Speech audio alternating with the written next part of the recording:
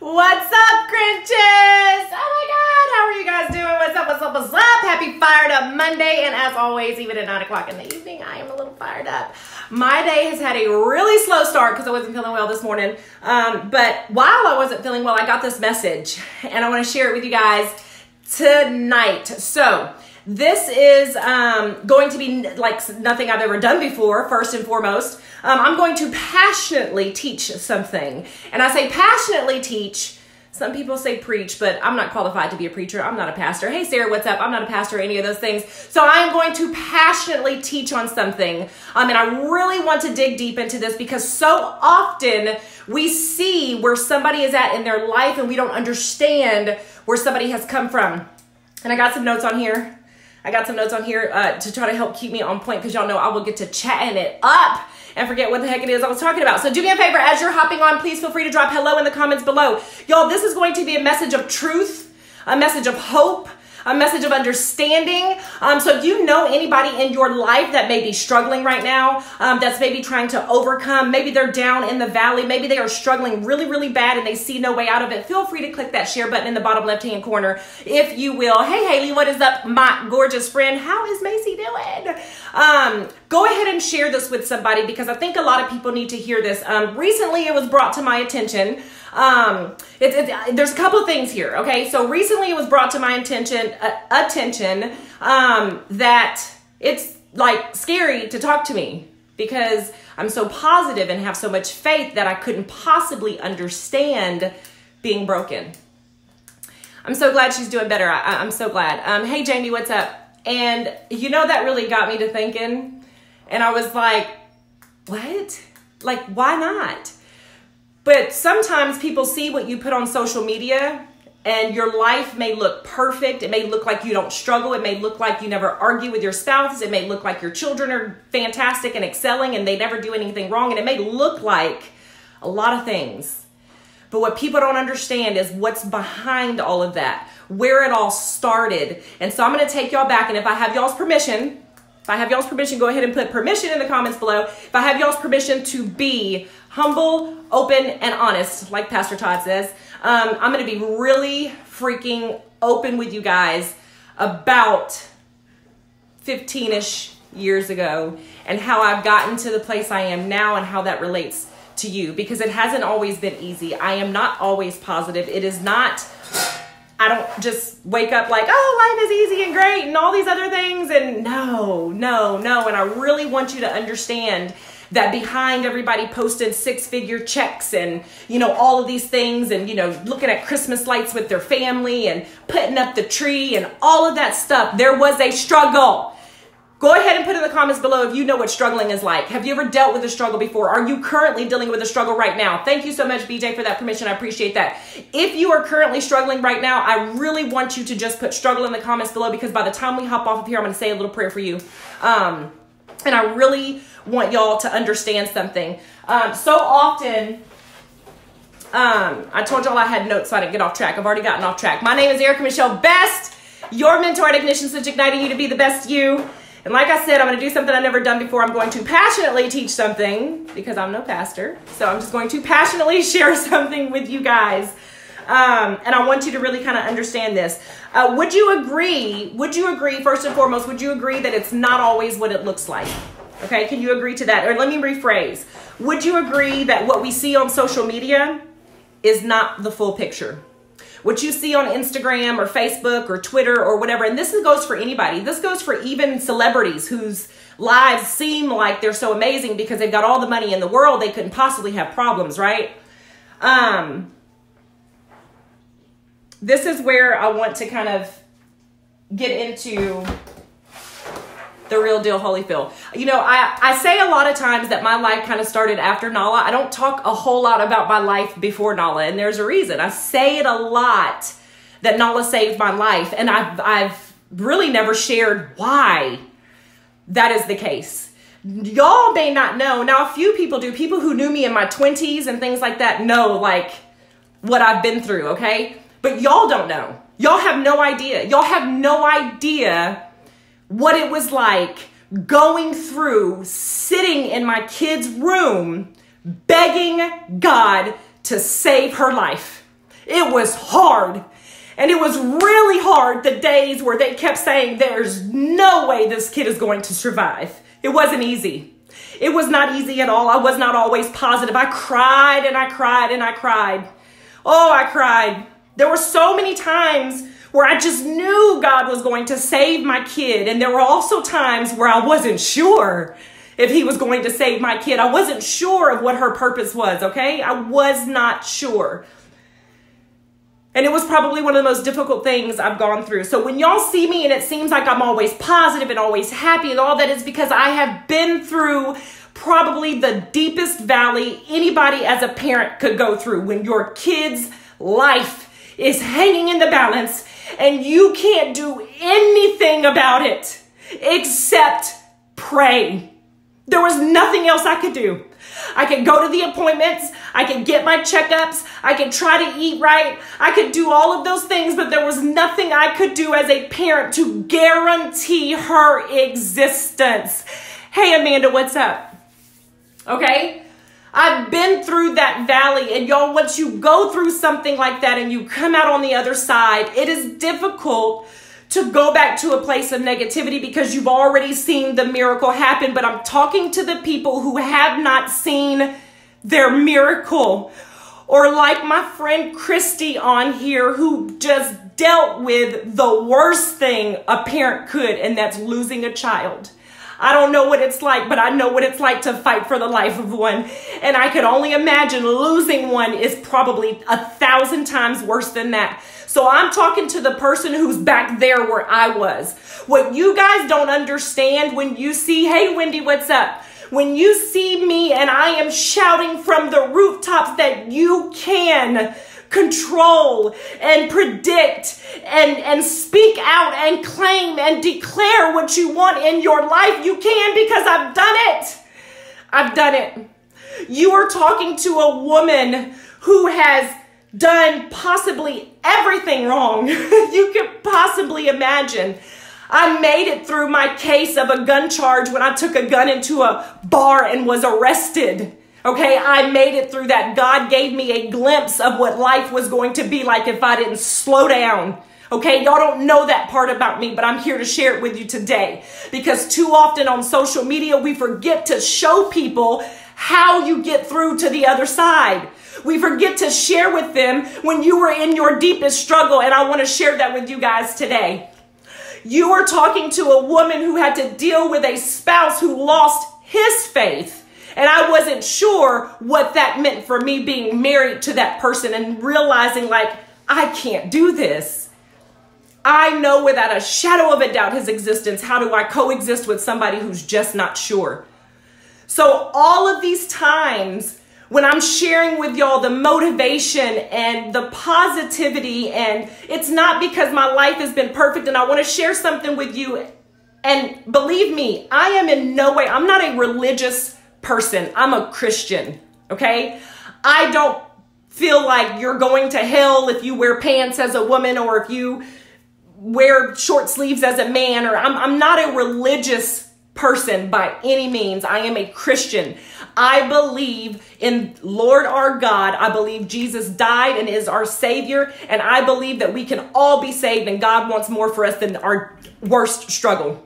That I believe. I believe God does not want us living in poverty and struggle and strife and all of those things. He has more for us. And the only difference between you and the person who's living everything for them is faith and belief. That's it. It's the only difference. But how do you get there when you're struggling? How do you get there when your bills are piled so high and there's no answer? How do you get there when you've got literally finances and debt coming out your ears and you just got laid off? How do you get through all of those things? How do you still have faith during all of those times? And that is what I'm trying to share with you right now. We don't talk about this enough, because we just want to show the end result. We just want to show the end result. We just want to show how it's here now and not share what we went through to get there.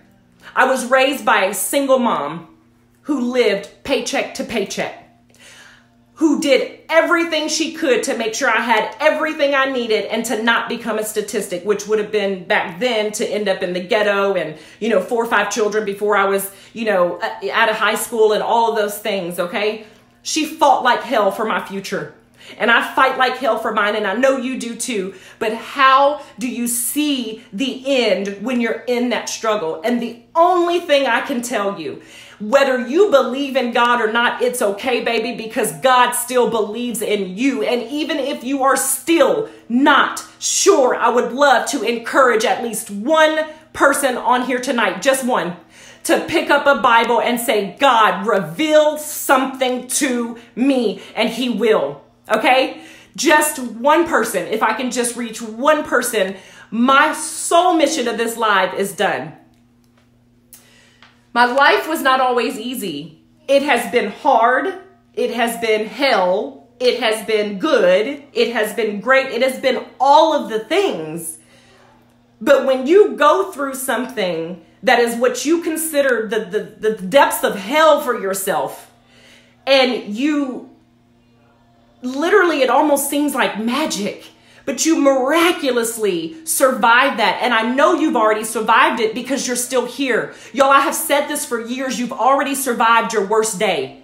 You're still here. It's proof of that. You have already survived your worst day, and that lets you know that there is still something for you. You still have a purpose. You still have something here for you, and let's get you to that. Here's what I want to share with you, okay?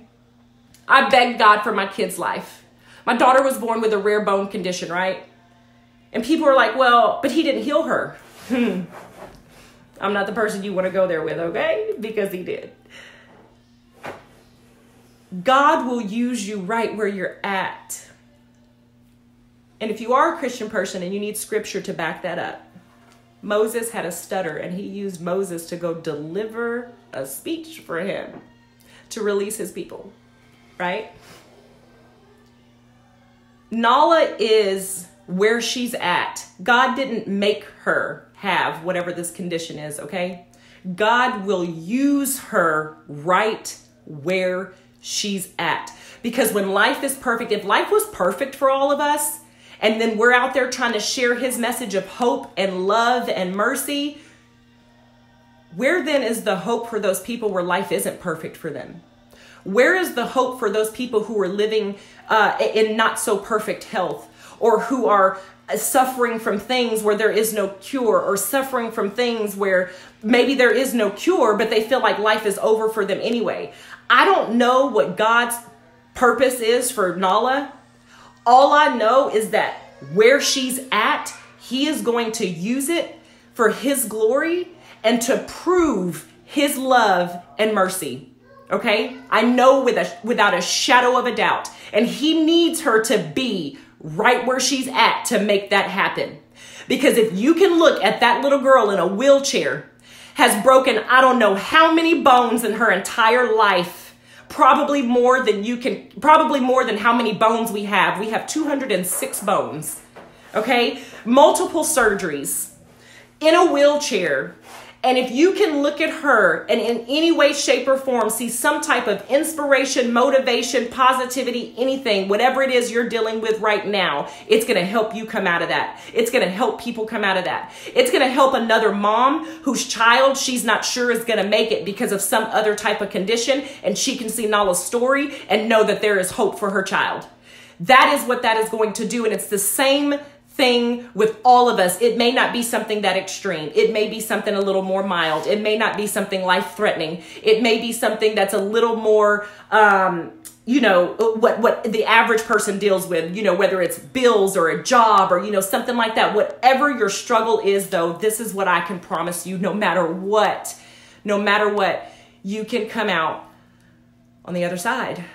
And that is what you see when you see me post on social media. I'm on the other side. There will probably be something else that happens in the course of my lifetime because it ain't over yet. It ain't over yet. Real life happens every day. God does not promise you a life with no trial and tribulation. He promises you peace through it all. He does not promise you you're not going to struggle. He does not promise you you're not going to have loss. He does not promise you it is going to be easy. He promises you peace through it all. And when I tell you, when people are like, I hear this almost on a daily basis, Erica, I don't know how you do it. I'm going to tell you how I do it, with Jesus. Because even in the last several days, I am going through a very emotional time. Okay.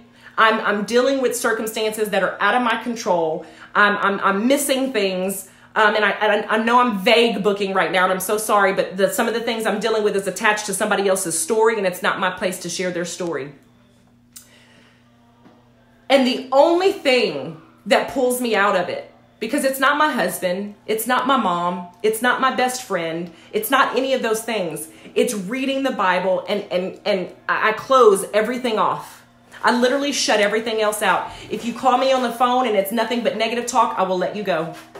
If you need to vent or something is going on or whatever, yes, I will be there as your friend, but I cut it off. Because if your only goal is to focus on nothing but the problem and there's no solution behind it, I can't. I can't. My mind does not allow me to work that way because of what I've been through. And so I try to guide people to focus more on the solution than the problem, because that is where your saving grace will come in, is when you focus on the solution and not the problem. So I close everything off. I make everything get real quiet. I stay out of Messenger, which, yes, it sucks for my business. Y'all, trust me. I have messages backed up to I don't know how long, but I needed it to protect my sanity so I can renew my mind, so I can renew my spirit, so that way I can continue to deliver to you guys the positivity. I can continue to share a message of hope. But trust me when I say it does not make me a person that cannot relate to your struggle. It does not make me a person whose life is perfect, even though it may seem that way on Facebook.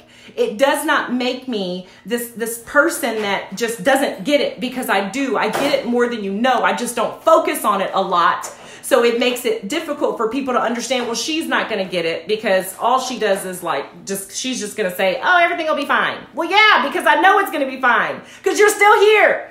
Your family is still here. I'm still here. We're all still here. So eventually it is going to be fine. How? I don't know. I can help you work on a solution.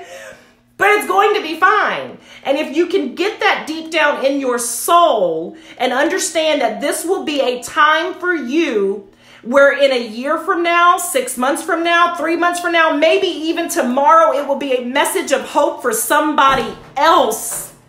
Maybe, just maybe, that's the sole purpose for you going through what you're going through right now. And no, that does not help you. It does not help you. It doesn't help you pay your bills. It doesn't help you get over your grieving heart. It doesn't help you right now. But understanding that there is a purpose that can be served with your biggest struggle.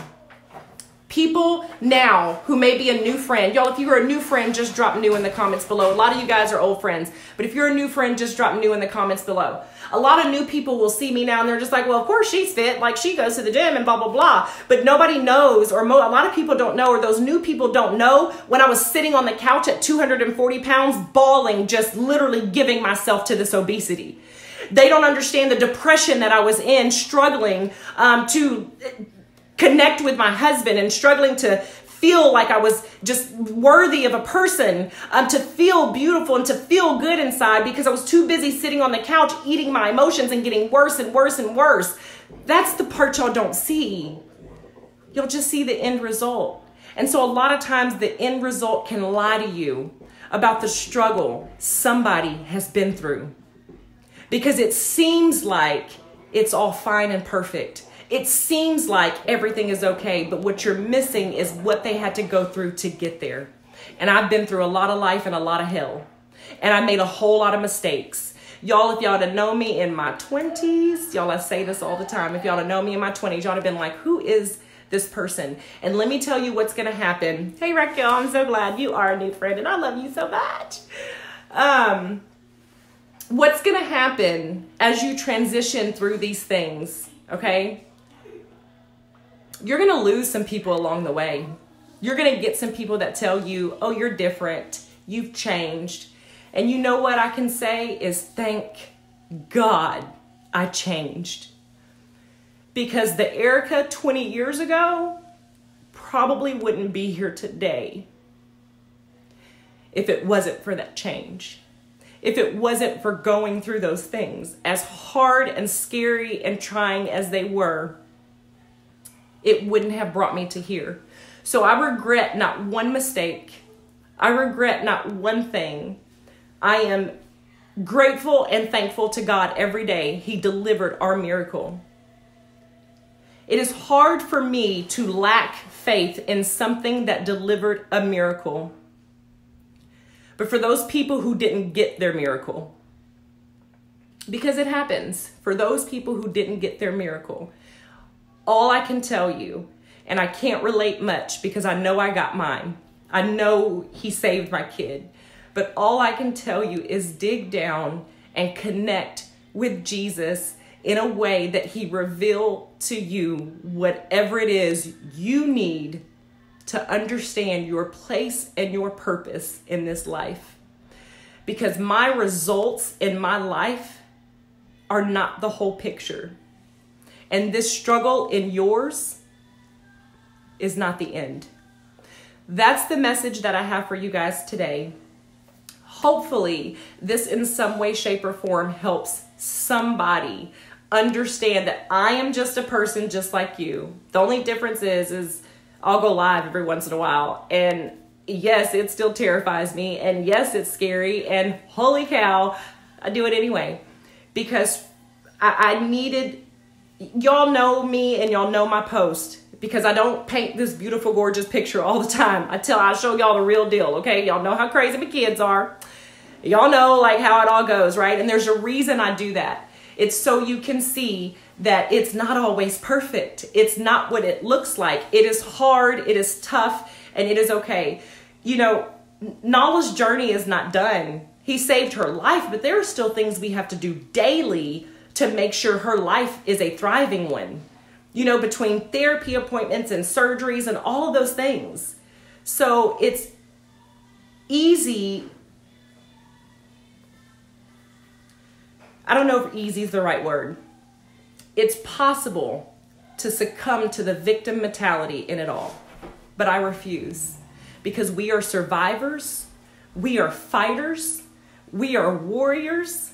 And we are children of God. So no matter how tough it is, we can make it through. And that's what I have for you guys. I love y'all so much. Like I said, if you know anybody that could benefit from this, please feel free to click the share button in the bottom left-hand corner. Our church is doing this series. It's not what it looks like. And so I felt it imperative, or it was impressed upon my heart rather, to really share our It's Not What It Looks Like. Because it's hard some days. I just don't focus on the hard. And that's all I try to encourage other people to do too. So, I love y'all. I will chat with y'all later. Michael and I will be live with a Tough Talk Tuesday tomorrow about entitlement. Might be one that you want to tune into. Might piss a couple people off, but I'm okay with that. I will chat with you guys later. I hope y'all are having an incredible start to your week. Thank you so much for tuning in tonight. I love y'all. I love y'all. I love y'all. And I will see y'all tomorrow. Love you too, Christy.